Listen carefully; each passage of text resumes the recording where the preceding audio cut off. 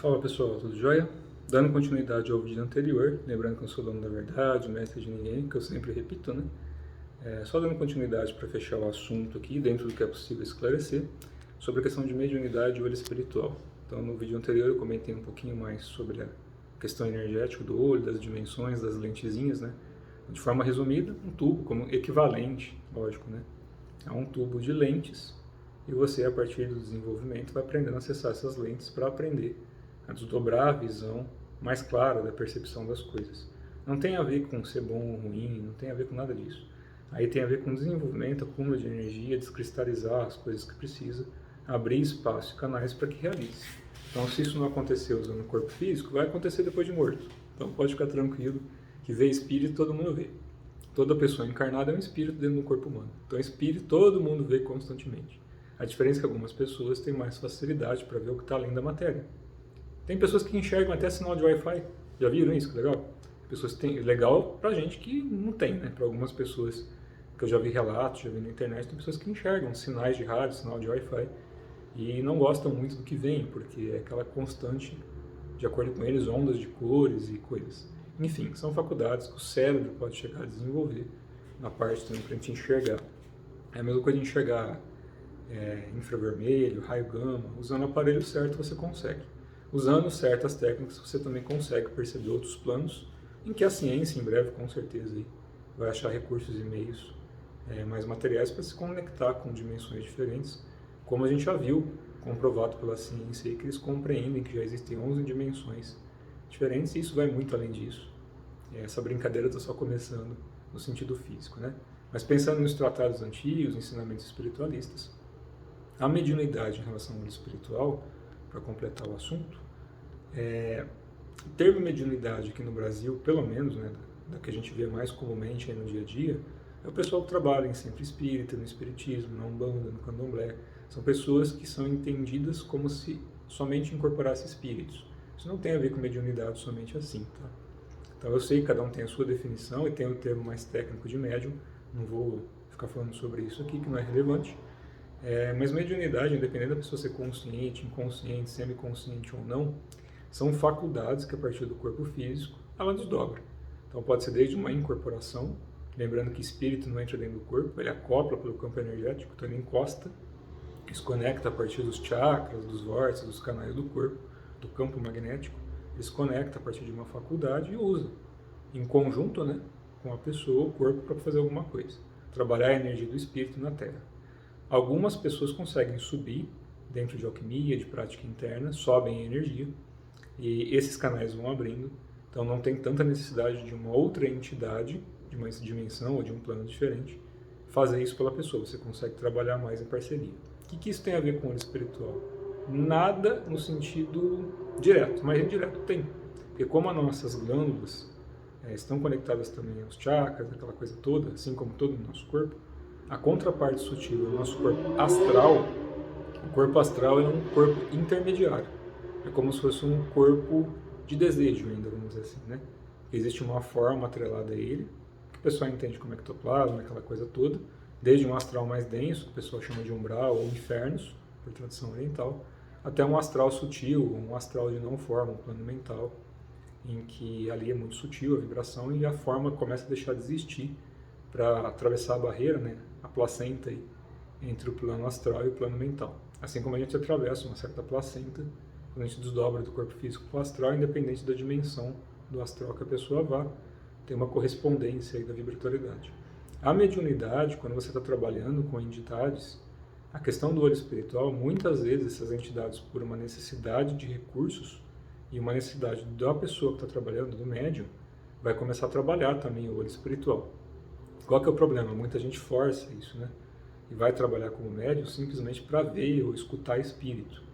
E aí deixa de perder, aliás, acaba perdendo, né? Acaba perdendo a intenção pura, a virtude do coração, que seria por caridade, ajuda, estudo, desenvolvimento, né? Abrir espaço, como Sócrates falava, recordar o que esqueceu. A gente não aprende nada, só recorda o que esqueceu. Então, abrir os espaços, conforme a gente vai trabalhando com essas entidades, o olho espiritual também vai se desenvolvendo. Quando você aprende a acumular energia através de prática interna, ou que você consiga realizar também no corpo físico, até uma yoga mesmo que seja uma asana mais simples, Se isso está trabalhando nos seus canais, acumulando energia, facilita algumas aberturas do ajna, né, que eles chamam no hinduísmo, que é o olho espiritual. Então não é um buraquinho no meio da testa, eu expliquei isso no vídeo anterior, mas todas as tradições antigas, até no Egito, se vocês pegarem, até nas placas antigas lá que a gente encontra em pergaminhos, falava da pinha, da esfera dourada, do olho de Buda. Então cada um dava um nome para essa faculdade, para esse campo de visão que se desenvolve, que não está atrelado simplesmente ao olho físico, ou a um sentido de ouvir, psicografar, esse tipo de coisa. Não tem a ver com isso. Tem a ver com o desenvolvimento integral da energia, e a pineal como interruptor, né, ela acaba ajudando a ligar e desligar certas faculdades. Então, conforme a gente se desenvolve, só não pode cair no erro, que eu comentei também no vídeo anterior, de perder a virtude e intenção pura no que faz. Na época de Atlântida, independente do que vocês tenham estudado ou não, vocês podem pesquisar, que isso não sou eu que estou falando, várias pessoas relataram isso em tratados antigos.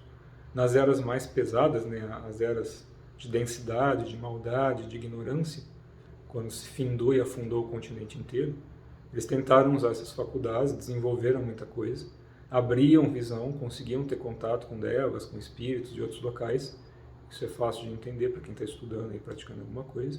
Quem acha que isso é ridículo, então entenda isso como história com E e não história com H, né? História com H é real, história com E é um conto. Então, quem não acredita, finge que é um conto. Quando eles começaram a usar toda essa alquimia e magia e a manipular, né, entidades ou serem manipulados, que foi o que aconteceu, né? Você vai abrindo sem abrir o coração, você é facilmente manipulado pela visão, pelos sentidos básicos, independente do corpo físico ou astral, que ainda existe forma. Se você não aprendeu a sentir e a rasgar o coração para entender a vibração do que está na tua frente, você pode ser manipulado. O que aconteceu? Fizeram um monte de besteira, destruíram tudo ao redor e afundaram as coisas todas aí, quando se findou aquele ciclo lá, os 12.000 anos. E a gente vê isso acontecendo atualmente também, de uma forma um pouco diferente, né? Porque agora não é um conto de fada, a gente sabe que tem muita gente que desenvolve muita coisa e usa de forma perversa. E a natureza, o espírito da terra e o espírito do céu tem o seu tempo de findar os ciclos, as yugas, e muita maldade, muita treva. Quando esse ciclo vai chegando numa idade que essa vibração não pode mais ser assentada aqui, ela não tem mais a correspondência com o ciclo cósmico da Terra em relação a esse universo, esses seres que não conseguem vibrar na mesma frequência são despejados, de certa forma. Não porque são bons ou ruins.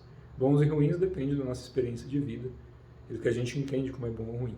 O que é bom para um, de repente, é ruim para o outro e vice-versa. Então não vou entrar no que é bom ou ruim, e sim na questão do olho e da mediunidade. Qual que é o problema? Quando o médium, o alquimista, o magista, age pelo mal e pela ignorância, perde a visão clara, porque o coração fecha. Aí pode aparecer um ser lindo, fantasiado de lantejoula, brilhando arco-íris para você. De repente a essência, o que vai ser ensinado e passado ali, é ruim. É para prejudicar você e pessoas. Mas como você está, eu, né, você ou qualquer um, serve para mim tudo que eu estou falando, tá? Estou me encaixando aqui para absorver isso da mesma forma. Porque vale, todo mundo pode errar em qualquer momento. Então assim que a gente começa a agir por vaidade, arrogância, por prepotência, não é pelo jeito de falar, mas é a intenção pura. Tem pessoas que às vezes são mais sisudas mesmo por natureza, ou são mais ríspidas, mas você olha o coração da pessoa, quando você percebe a vibração, são pessoas bondosas. Mas às vezes criaram aquele escudo de defesa. Então é a personalidade. Quando você está realmente desenvolvendo energia, você não está preocupado só com a personalidade. Personalidade é plástica, assim como o corpo astral. Você aprende a depurar, passar pelos 7 infernos, desdobrar o que você precisa e limpar isso aos poucos, de acordo com o que é necessário e no tempo para que gere o menos sofrimento e dor possível. Quando você aprende a sentir energia, isso tudo tem a ver também com o olho espiritual a nível espiritual. Mas a nível físico, o olho que tudo vê, essa coisa toda, a nossa faculdade mediúnica para isso, são coisas independentes e ao mesmo tempo intrínsecas, desde que exista uma intenção pura.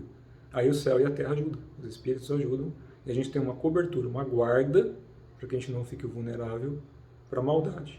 Então a principal forma de desenvolver o olho espiritual no começo, respiração profunda, atenção plena no que está fazendo, intenção pura, técnica correta e o mais importante, sem isso o resto se torna banal e ilusório.